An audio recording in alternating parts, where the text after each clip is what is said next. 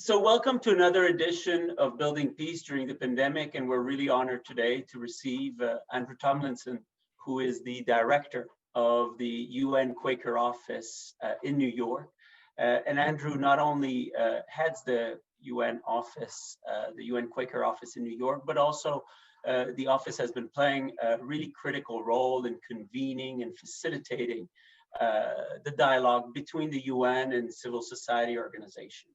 From your point of view, from your perspective, what has been the main challenges that this pandemic has brought about the global community of peace builders that you work with, that you support around the world?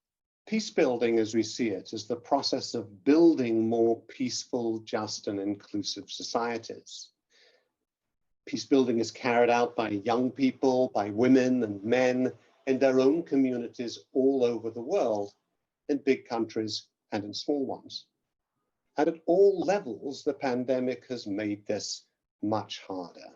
Governments at a local and national level are fighting to find the resources they need to combat the virus, while struggling to offset the damage that's being done to their economies.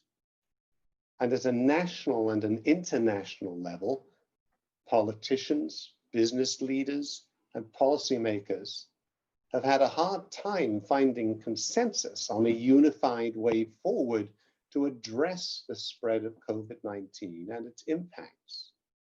Within countries, in many cases, economic and political elites have moved to protect their own interests first. And at the international level, many developed countries have understandably perhaps focused inwardly, applying vast resources, but to address the needs of their own citizens.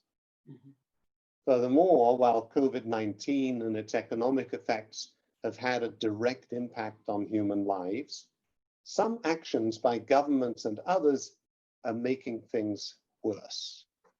Responses to crisis that increase violence, injustice, and exclusion, that set aside human dignity, that seek to divide us for political or economic gain, will tend to exacerbate development losses and human suffering. When you look at the global peace building field, are there some new opportunities that have opened up? So, we see the spread of COVID-19 itself, and of course the suffering caused and its economic impact as like the first level of crisis.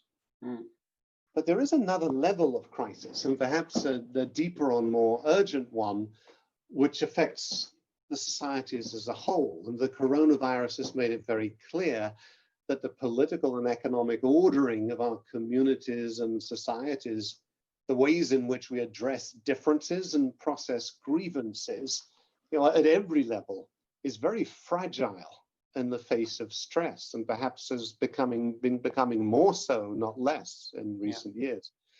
And so this is a problem, right? Because it may turn out that the coronavirus is just a foretaste of the disruptions that may arise in the years to come, including from climate change and environmental degradation, growing inequalities and exclusion.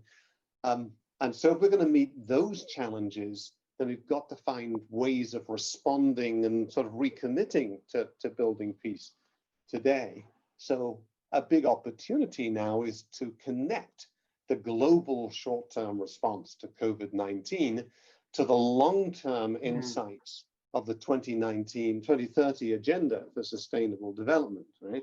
So trying to create the possibility of both achieving a more effective humanitarian response while contributing to longer term peace and development goals, right?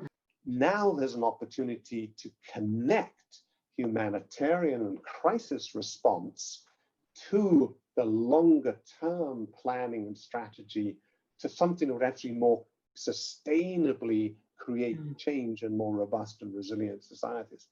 And this is the opportunity to do it because things are sadly likely, unless we respond very quickly, particularly on the climate change, environmental degradation front, things are likely to get worse, and we're going to need those skills even more than we do now. We've got to develop those muscles now. what do you think the UN could do better or more in this context?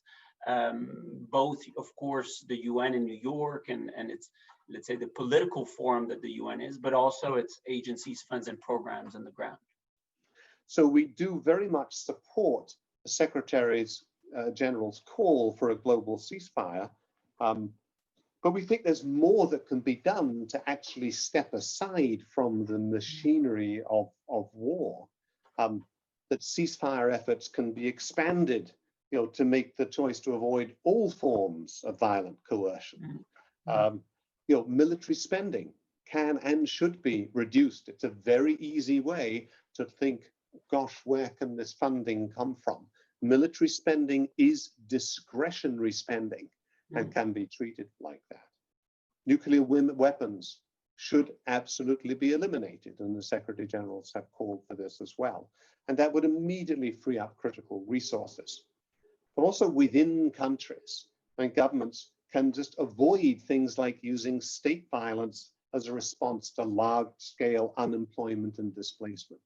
If the heart of the discussion is about finding effective ways to align the humanitarian response of the UN and other actors to longer-term peace and development, then what does that look like?